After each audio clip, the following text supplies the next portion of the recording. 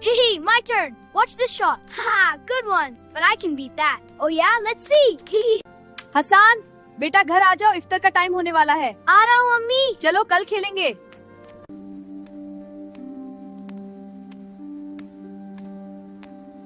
दादाजी, आप कब आए?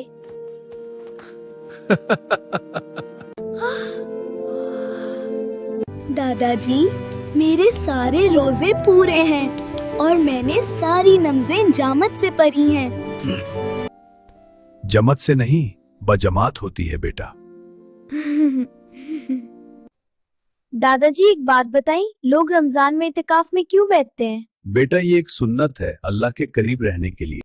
बेटा तुमको पता है लैलतुल कद्र क्या है? मुझे नहीं मालूम। लैलतुल कद्र, जिसे कद्र की रात भी कहा जाता है, इस्लाम में सबसे मुक़द्दस और बरकत वाली रात है। ये रमज़ान के आखिरी अशरे यानी लास्ट 10 डेज की रातों में से एक होती है। इस रात की सबसे बड़ी फजीलत ये है कि अल्लाह ताला ने इस रात में कुरान पाक को लौहे महफूज से आसमाने दुनिया पर नाजिल फरमाया था, जहां से फिर थोड़ा थोड़ा करके नबी करीम सल्लल्लाहु अलैहि वसल्लम पर नाजिल होना शुरू हुआ। कुरान मजीद की सूरह अल-क़द्र में अल्लाह फरमाता है, लैलतुल क़द्रि खैरुम मिन अल्फ़ि शहर, कद्र की रात 1000 महीनों से बेहतर है।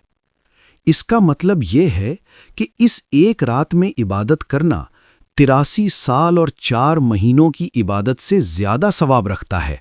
इस रात में हजरत जिब्राईल अलैहिस्सलाम और बेशुमार फरिश्ते जमीन पर उतरते हैं और फज्र तक मोमिनीन के लिए सलामती और दुआएं खैर करते हैं। इस रात में आने वाले साल के कुछ फैसले फरिश्तों को दिए जाते हैं, जैसे किसी का रिस्क कितना होगा, किसकी ज़िंदगी में क्या वाक़यात होंगे, और अल्लाह के हुक्म से कई उमूर तय किए जाते हैं। कुरान में इस बात का इशारा सूरह अद-दुखान में मिलता है कि इस रात हर हिकमत वाला फ़ैसला तक़सीम किया जाता है। जो शख्स लैलतुल क़द्र में ईमान और सवाब की नीयत से इबादत करे, उसके पिछले गुनाह मुआफ़ कर दिए जाते हैं। ये रात सुबह फज्र तक सलामती ही सलामती होती है।